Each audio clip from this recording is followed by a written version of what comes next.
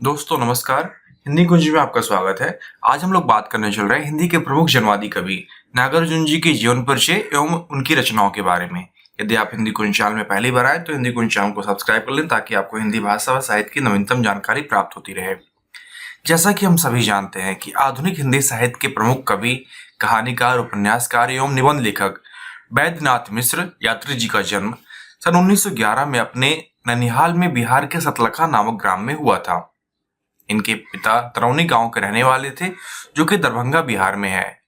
काशी के संस्कृत विद्यालय से व्याकरण का अध्ययन करने के बाद इन्होंने कलकत्ता में साहित्याचार्य तक संस्कृत का अध्ययन किया। श्रीलंका में रहते हुए इन्होंने पाली भाषा और बौद्ध दर्शन का अध्ययन किया।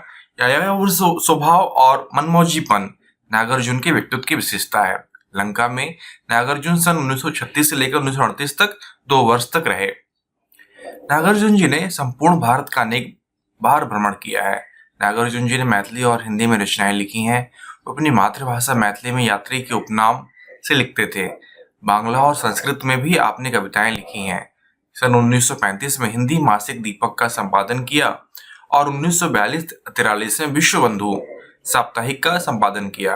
नागार्जुन राजनीतिक गतिविधियों से भी निरंतर जुड़े रहे हैं। इसी कारण उन्हें अनेक बार जेल भी जाना पड़ा था।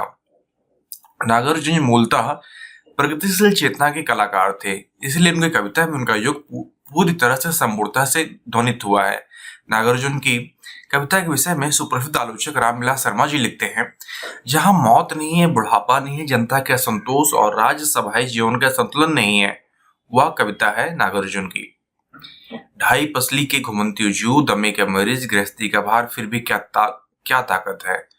और कवियों में जहां छायावादी कल्पनाशीलता प्रबल हुई है, नागार्जुन की छायावादी काव्य शैली कब की खत्म हो चुकी है। अनेक कवियों में जहां रहस्यवाद और यथार्थवाद को लेकर द्वंद्व है, नागार्जुन का व्यंग और पैदा हुआ है। क्रांतिकारी आस्था और अडिग हुई है। उनके यथार्थ चित्रण में अधिक विविधता और प्रौढ़ता आई है। उनकी कविताएं लोक संस्कृति की इतना नजदीक है कि उनका एक विकसित रूप मालूम होती है, किंतु वे लोकगीत से भिन्न है। सबसे पहले अपनी भाषा खड़ी बोली के कारण, उसके बाद उसकी प्रखर राजनीतिक चेतना के कारण और अंत में बोलचाल की भाषा की गति और लय को आधार मानकर नए नए प्रयोगों के कारण हिंदी भाषा किसान और मजदूर जिस तरह की भाषा समझते और बोलते हैं, उनका निखरा हुआ काव्यमय रूप नागार्जुन के यहाँ है। नागार्जुन की कविता सामाजिक सरोकारों से जुड़ी हुई कविता है। वे धरती, जनता और श्रम के गीत गाने वाले कलाकार हैं। वे लिखते हैं कि खड़ी हो गई चाप कर कंकालों की हूक, नभ में विपुल विराट सी शासन की बंदूक, उस हिटलरी गुमान पर सभी रहे थे थूक, जिसके कानी हो गई शासन की बंदूक, सत्य स्वयं घायल हुआ गए अहिंसा चूक, जहां तहां दागने लगी शासन की बंदूक। कबीर किसी सहजता उनके काव्य की विशेषता है। इस अनूठे जनवादी साहित्यकार का देहांत सन 1998 में हुआ। अब हम लोग महाकवि नागार्जुन की रचनाओं के बारे में बात करते हैं। तो नागार्जुन उपन्यासकार भी थे, कवि भी थे। तो उनकी प्रमुख रचनाएं उपन्यास में रतिनाथ की चाची, बाबा बटेश्वर नाथ, दुख मोचन, बलचन्मा, वरुण के बेटे, नई पौध आदि उनके प्रमुख उपन्यास हैं।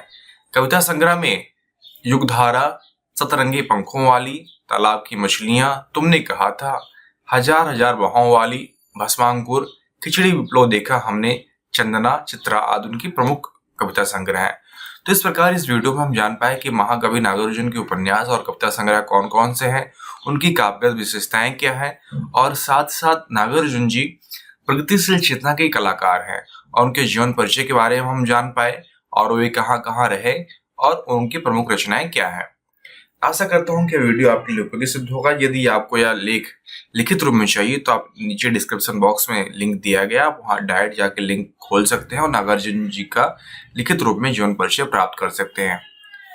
यदि आपको अपने विषय व अध्ययन से संबंधित और अधिक अध्ययन सामग्री चाहिए तो आप hindiquiz.com को विजिट करें, वहाँ आपके लिए उपयोगी अध्ययन सामग्री उपलब्ध कराई गई है।